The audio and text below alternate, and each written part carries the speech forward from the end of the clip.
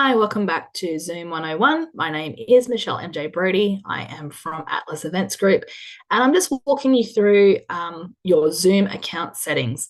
These Zoom account settings are only accessible via a website URL by going to zoom.com and logging in with your Zoom credentials. We are not talking about the Zoom settings that are available to us via the desktop launch pad. So over here, yes, we do have some settings available to us, pretty generic settings. That's not what we're going through today.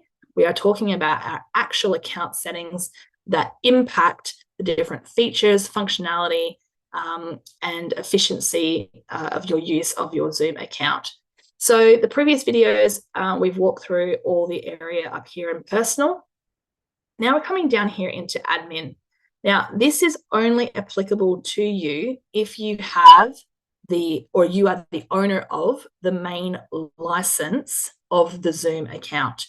So, for example, business coaches or one-on-one users, you will be the admin. You will probably have an account like myself where you're on a Zoom Pro and it's just one single license, and you are the licensee, which you'll find here in your profile area down the bottom, and it tells you that you have one license for meetings up to whatever it is that you've got the license for, what you've chosen your Zoom Pro license for. So that is for those users. If you are an ops manager or a company manager and you do have multiple users of your Zoom license, and so you've purchased additional licenses for your sales team or your coaching team, or just your other staff members, for example, this is where you control what they can and cannot do inside their Zoom account themselves.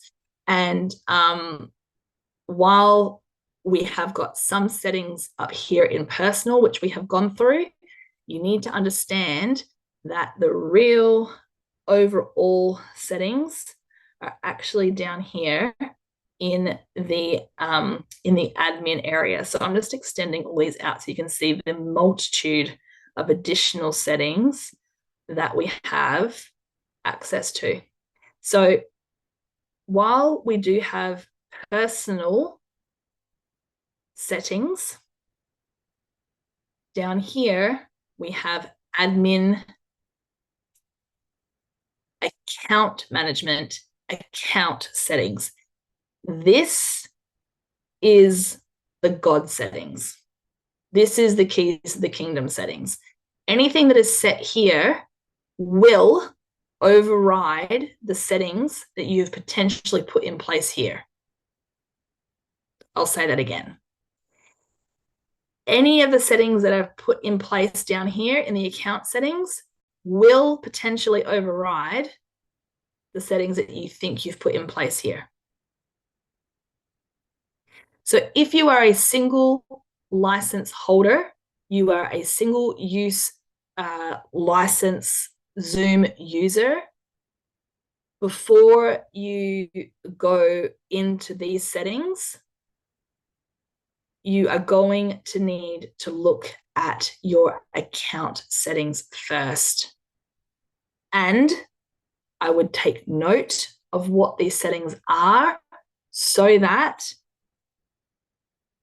your personal settings match. If you are a group admin and you are an ops manager or a coach manager, sales manager, IT manager, for example, then I would also be making note down here in the account settings what features or settings you are locking so that your single users don't think that they have control over some of them, putting them into a state of frustration of why isn't the video on? I've said put the video on. Well, it could be that down here in the account settings, you have said, nope, no videos. So that's the differences. All right, let's get into that. So as mentioned, with Zoom, every time they do an update, read what has been updated. And I'll do screenshots when I can of what those updates are and things that you may need to check once you have subscribed to this video. You'll get an email alert with an overview of things to just potentially check here in the account settings and also in the personal settings that may have changed or reverted back to the Zoom default due to the update. So as you can see across the top here, these are kind of like the shortcut bookmarks for the different types of things that we have got the ability to set the settings in for our Zoom account. Now, also you can see here all the different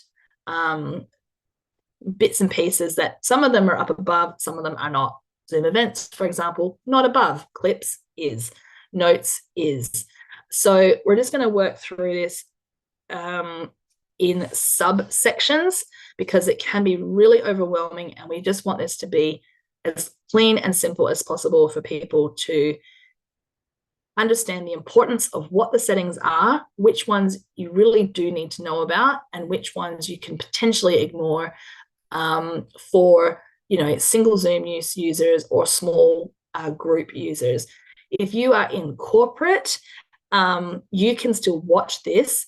However, there may be settings that you actually do need that small business owners, coaching groups, or single-use Zoom owners do not need to worry about, and I will not go into them because these videos are purpose-built for those sorts of smaller groups, not for corporate knowledge.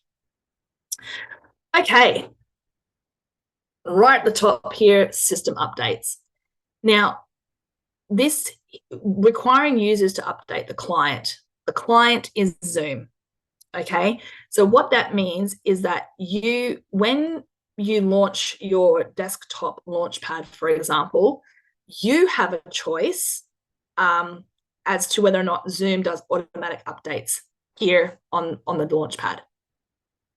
What this setting is asking is, do you want to force your attendee to your meeting or your webinar to ensure that they have the most recent update on their Zoom account, because they might not have automatic updates selected on theirs, before they jump on a call with you? So do you want to force your user, your person who's joining you on your Zoom call or your Zoom webinar, to update their Zoom to the most recent version of Zoom? Why this is good is so if you are using particular features in your Zoom call and they have not done the update, they will not have access to those features, meaning that it can be quite problematic when trying to do certain things inside breakout rooms, or when trying to create an experience that you need the most recent update for. Reasons why you don't want to do this, and one of the reasons why I currently have it off, is because I have had clients in the past who have had to actually uninstall some of the Zoom updates in order to recover information. And some of the Zoom updates actually take quite a while and need you to restart your computer. So if you could imagine someone is running late to your event or your call, and they go to log on to their Zoom, and now all of a sudden it wants to do an update, and it's going to take 2 minutes, and for some reason it wants to shut down and restart and all the things, and they've gotten completely flustered because they're sort of sitting there going, well, I didn't ask for it to do that. Why is it doing it right now? I'm running late for this call. And now they're just not in a good headspace. So I've turned it off so that my customers do not get overwhelmed with the update needing and being forced upon them. If you are a coach and you have consistent clients that you meet with, I would purely just verbally say to them, please make sure you have your automatic updates installed on your Zoom for your best Zoom experience. And then that kind of alleviates the need to be forcing the updates on them. Profile and contacts, allowing users to enter and share their pronouns. Again, that is on because it's becoming increasingly important across platforms for respect and dignity. This is the contacts, like the Zoom contacts integration. This one is mine's off because I don't have contacts involved. Again, contacts, it's not on, so not on for me. This is always interesting. Status indicates the current availability of users to their contacts. Again, this is a contacts feature. I don't have contacts on, so I'm actually going to turn that off. I do not need to have this on at all. Now, let me explain. Remembering, we are in the account settings. So if we disable this disable this setting, you are disabling it for all groups and users of your account. If you are the ops manager or the coaching manager and you turn this off, your coaches, if they've chosen to put contacts on, will not be able to use this feature. So you need a policy around your company's use of the contacts feature so that you know whether or not this needs to be on. For single-use Zoom users, please just disable it. It is truly not an important feature for us right now. And again, to add contacts, right? So we're not doing that. We don't care. As a single-use user, not important. We're turning it off. Okay, so data and storage. Where do you want it to be stored? You can choose different places for the data cloud info to be stored. Australia has pretty good cybersecurity. USA, up to you. You choose. So that's a new feature, and I'm going to move mine to Australia now because I think that we have great cyber security here in our country. Transcripts, where do you want your transcripts to live? Again, if you've got sensitive, information that you're sharing with people, do think about where you want this to go, which country you think is, safe and secure for your data, for your privacy, for data breaching limitations and things like that. Okay, customize the data centers. Zoom data centers process real-time meetings. They sure do. And shared content when you host a meeting and a webinar. They can also process your Zoom whiteboard and Zoom notes data. Selecting a data center can provide the best experience for everyone joining from different regions. Opting out of data centers may limit participation from people joining from these kinds of devices. Okay, well, for starters, we're not using Zoom notes and whiteboards. So again, it's off and that's totally fine. Do you want to allow your users, again, meaning your people who are joining the call, not users of the account, to provide satisfaction scores and feedback to Zoom on the product? No, thanks, Zoom. We don't need to do your legwork for you. This is an interesting one and worth using. Hide potentially sensitive data on mobile task switcher.